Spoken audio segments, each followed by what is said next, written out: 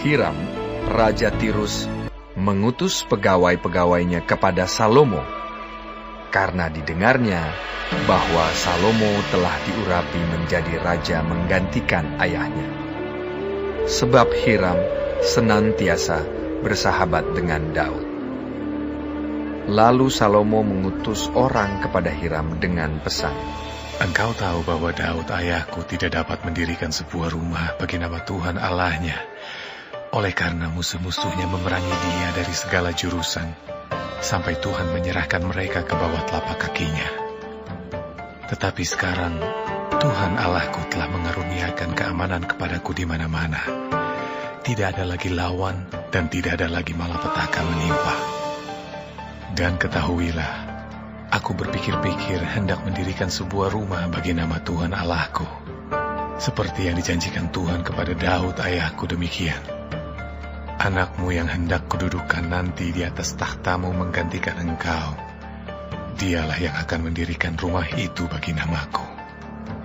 Oleh sebab itu, perintahkanlah orang menebang bagiku pohon-pohon aras dari gunung Libanon, dan biarlah hamba-hambaku membantu hamba-hambamu, dan upah hamba-hambamu akan kubayar kepadamu seberapa juga kau minta, sebab engkau tahu bahwa di antara kami tidak ada seorang pun yang pandai menebang pohon sama seperti orang Sidon."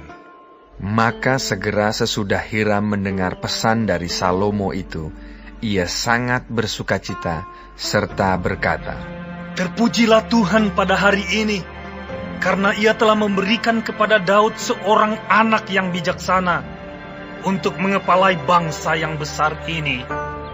Lalu Hiram mengutus orang kepada Salomo mengatakan, "Aku telah mendengar pesan yang kau suruh sampaikan kepadaku. Tentang kayu aras dan kayu sanobar, aku akan melakukan segala yang kau kehendaki. Hamba-hambaku akan membawanya turun dari gunung Libanon ke laut, dan aku akan mengikatnya menjadi rakit-rakit di laut untuk dibawa sampai ke tempat yang akan kau tunjukkan kepadaku. Kemudian akan kusuruh bongkar semuanya di sana, sehingga engkau dapat mengangkutnya. Sementara itu engkau hendaknya menyediakan makanan bagi seisi istanaku, seberapa yang ku kehendaki." Demikianlah Hiram memberikan kayu aras dan kayu sanobar kepada Salomo seberapa yang dikehendakinya. Lalu Salomo memberikan kepada Hiram 20.000 kor gandum, bahan makanan bagi seisi istananya, dan 20 kor minyak tumbuk.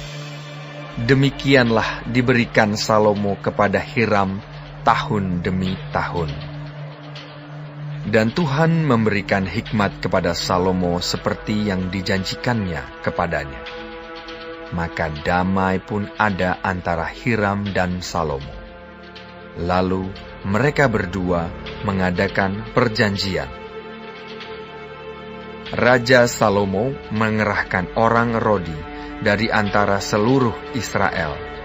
Maka orang Rodi itu ada 30.000 orang. Ia menyuruh mereka ke gunung Libanon.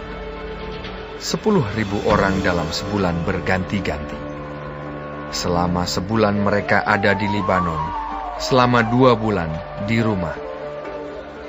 Adoniram menjadi kepala Rodi. Lagi pula Salomo mempunyai 70.000 kuli dan 80.000 tukang pahat di pegunungan. Belum terhitung para mandur kepala Salomo yang mengepalai pekerjaan itu, yakni 3.300 orang banyaknya, yang mengawasi rakyat yang mengerjakan pekerjaan itu. Dan raja memerintahkan supaya mereka melinggis batu yang besar, batu yang mahal-mahal, untuk membuat dasar rumah itu dari batu pahat. Maka tukang-tukang Salomo dan tukang-tukang Hiram serta orang-orang Gebal memahat dan menyediakan kayu dan batu untuk mendirikan rumah itu.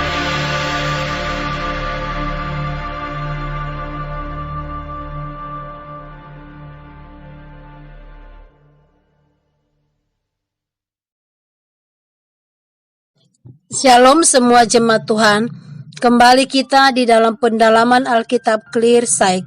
Sekarang kita sudah memasuki kitab 1 Raja-Raja 5. Tuhan Yesus memberkati. Di dalam pasal 5-8 itu mencatat tentang langkah-langkah yang telah diambil oleh Salomo untuk membangun bait suci di mana Tuhan senantiasa dapat menyatakan kehadiran dan kemuliaannya. Bait suci menjadi tempat kediaman bagi Tuhan dan tempat bagi umat untuk berkumpul menyembah Dia. Bait tersebut didirikan di Yerusalem dan memakan waktu 7 tahun untuk selesai. Tuhan memberikan kepada Daud rencana untuk bait suci melalui pernyataan Roh Kudus, dan Daud mempersiapkan banyak bahan yang diperlukan sebelum Daud meninggal dunia. Persiapan pembangunan bait Allah dilakukan secara teliti, cermat, dan dengan pertimbangan yang matang. Untuk kayu dipilihlah kayu dari pohon aras yang terkenal sangat baik, dan pula batu-batu yang mahal untuk dasar rumah itu. Dan pekerja-pekerja utama dipilih orang-orang Sidon yang ahli di dalam menebang pohon, dan melibatkan ratusan ribu pekerja, termasuk di dalamnya 30.000 orang yang bekerja secara bergilir. Persiapan Salomo sangat sempurna, sampai Raja Hiram pun memberikan dukungan dengan memberikan kayu sanobar untuk proyek ini dan juga batu untuk dipahat. Pertama, Salomo begitu berhikmat mengatur semua persiapan pembangunan bait Allah ini. Yang kedua, Salomo menggunakan bantuan dari orang lain untuk memenuhi kebutuhan yang tidak dapat diupayakannya sendiri. Ketiga, Salomo mengetahui bahwa waktu pembangunan bait Allah sudah tiba. Itulah yang bisa kita pelajari dari persiapan Salomo ini.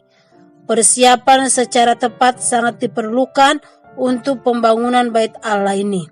Namun di samping persiapan, diperlukan juga kepekaan untuk mengetahuinya.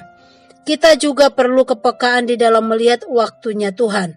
Jika kita melakukan sesuatu dalam waktunya Tuhan, maka akan menghasilkan keberhasilan. Amin. Tuhan Yesus memberkati.